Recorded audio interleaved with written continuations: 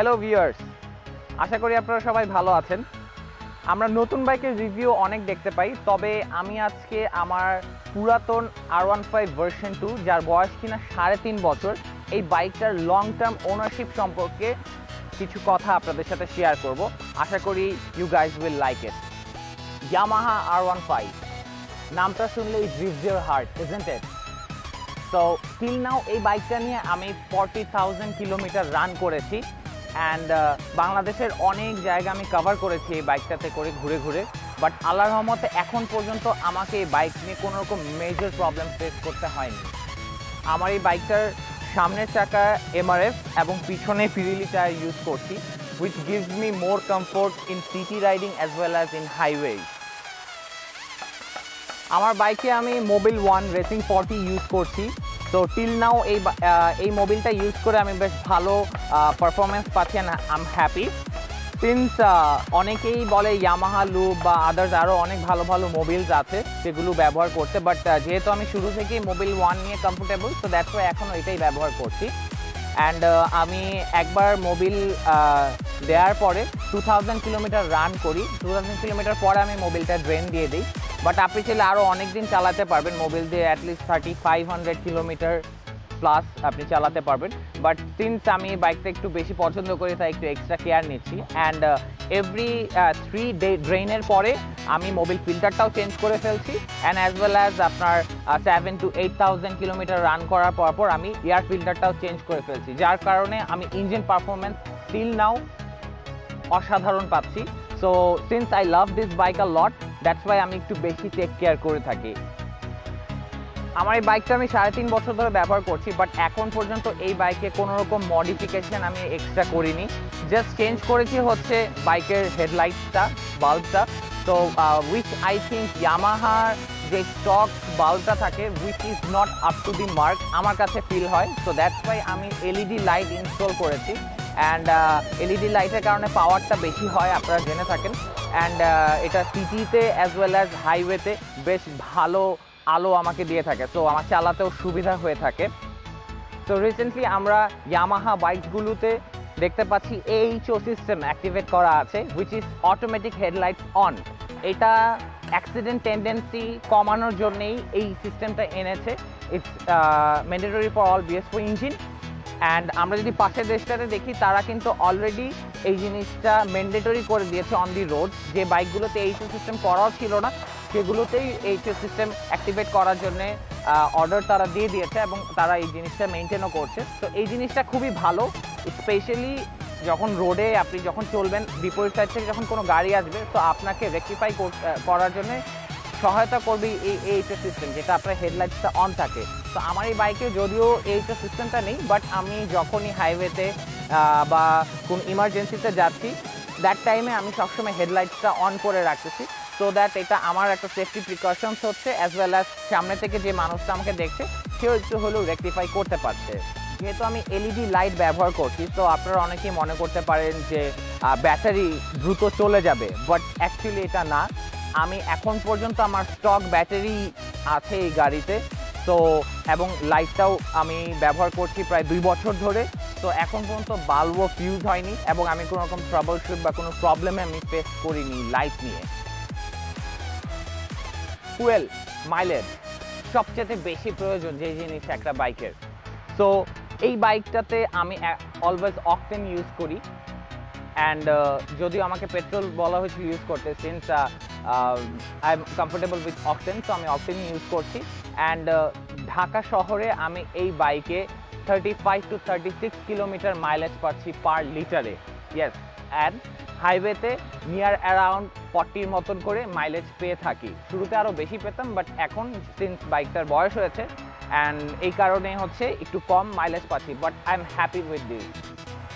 As we all know, the R15 version 2 is a 4-stroke single-cylinder liquid-cooled engine with 16.8 bhp and 18 Nm maximum torque with 6 gears, so which is perfect for a 150cc sports bike. And এই বাইকটা নিয়ে আমি totally satisfied with its performance on road, especially on highways. And এই বাইকের braking system is অসম।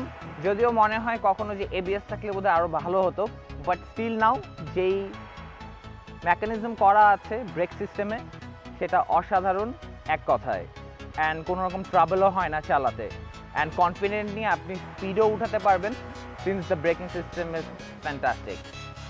এই bike নিয়ে একটা bad side বলবো কি না তা ঠিক জানি না, বাট একটু বলা উচিত যেটা সবাই বলে থাকে, এটার সিটিং পজিশন নিয়ে।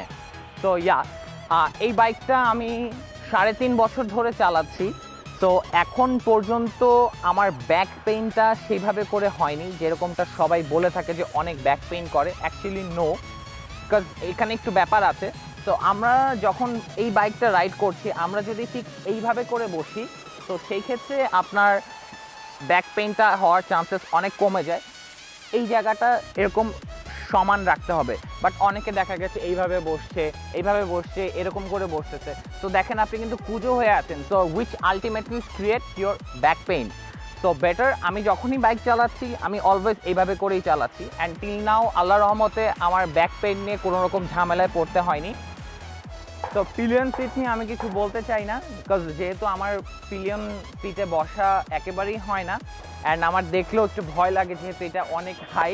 Anyways I would like to invite Esha, my wife, যে কিনা এই পিলিয়ন সিটে বসেই অলওয়েজ মুভ করে, আমরা ট্রাভেল করি বা সিটিতে যেখানেই যাই ও সবসময় এটা থাকে। সো আই থিঙ্ক সে আপনাদেরকে ভালোভাবে বলতে পারবে। হ্যালো ভিউয়ার্স, আশা করি আমাদের ভিডিও আপনাদের অনেক ভালো লাগে। আজকে আমি বলবো হচ্ছে R15 এর V2 পিলিয়ন সিট নিয়ে। অ্যাকচুয়ালি আমার এই সিটে বসে আমার প্রতিদিন তো ট্যুর করা, মানে ঘোরাঘুরি ঢাকার মধ্যে, প্লাস হচ্ছে আমি কক্সবাজার, সাউথ বেঙ্গল, নর্থ বেঙ্গলে আমাদের প্রচুর লং ট্যুর দেওয়া হয়েছে। এক্স্যাক্টলি।